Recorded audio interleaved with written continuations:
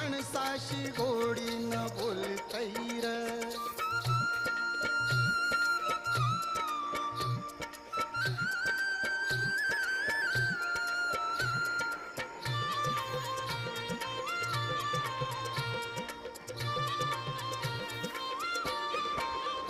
भारी सुपीक माझं शेत, तिथं मातीत सोनच मोठ.